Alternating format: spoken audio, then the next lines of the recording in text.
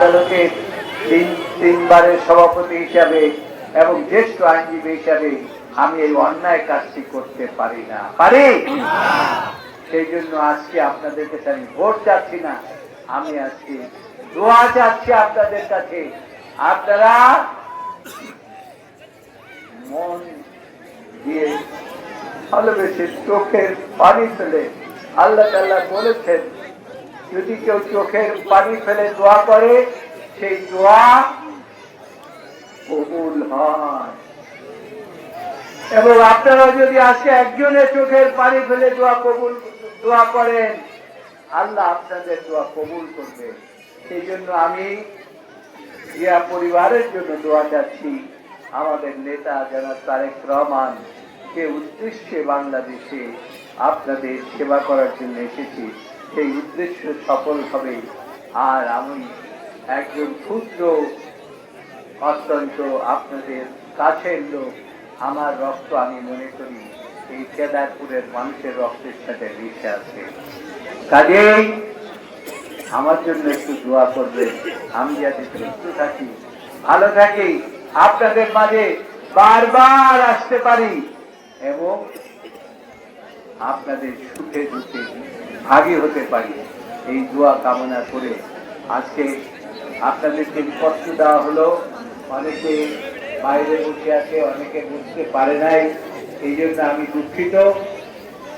তবে আরেকবার আপনাদেরকে কষ্ট দেওয়ার জন্য আসবো, সেটা হচ্ছে যখন মা বোনেরা সবাই যখন একত্রিত হয়ে একটি সভা করবেন এবং সেই সভা হবে নির্বাচনী সভা। সেই সভায় কি পরিকল্পনা আছে নির্বাচনের পরে বিজয় লাভ করলে, সেই সময় সেই কথা বলবো। আজকে সে কথা বলছি না, এর জন্য আপনারা আমাকে মাফ করে দিয়ে ক্ষমা করে দেবেন। আপনাদের কাছে আবার দোয়া কামনা করে আমি পরেই হয়তো হুজুর দোয়া করবেন।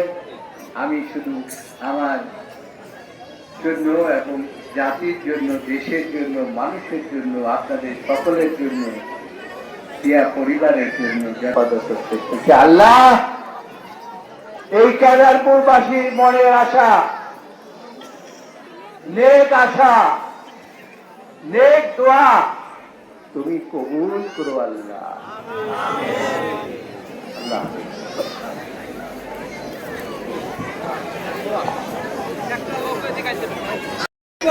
সরকার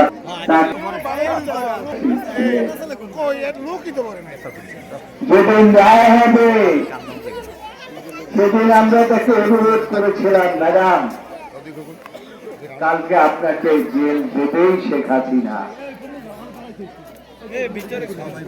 আমাদের সিনিয়র নেতৃবৃন্দ তাকে অনুরোধ করেছিলেন, সাথে বলেছিলেন আমি জানি ওই ফ্যাসিস্টটা আমাকে একটা করে বাড়ির থেকে বের করে দিয়েছে।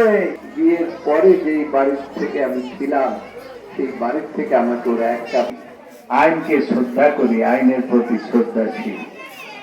এবং তিনি আদালতে গিয়েছিলেন, হেঁটে হেঁটে গিয়েছিলেন। তারপর তারে 5 বছর প্রাথমিকভাবে একটা জেল দিলেন।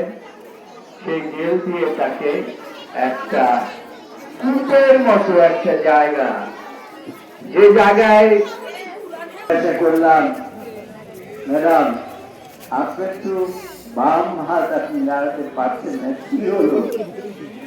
ম্যাডাম বললেন আমি বুঝতে পারছি না, ওরা একটা ইঞ্জেকশন দেয়। বললাম যে এই ইঞ্জেকশন আপনি নেবেন না, কিন্তু ওরা আমাকে সেই ইঞ্জেকশন বলে, ডাক্তার বলে যে এই ইঞ্জেকশন না নিলে আপনি আরো অসুবিধা হয়। সরকারের থেকে নির্দেশ করেছে আপনাকে এই ইঞ্জেকশন পুশ করা। ম্যাডামকে এই ফ্যাসিস্ট সরকার জেলখানায় এভাবে করে ঢুকে ঢুকে মেরে ফেলবে।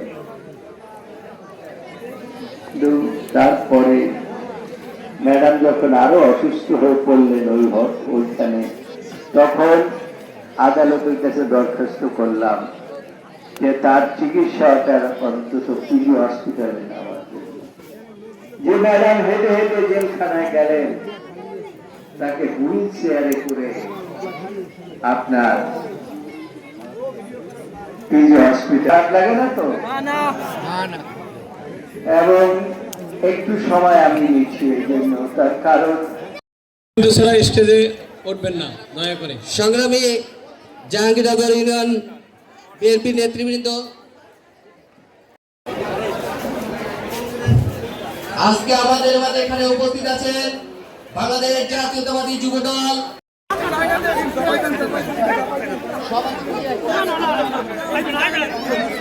শুরু করে দিন ভাই ঘোষণা করছে।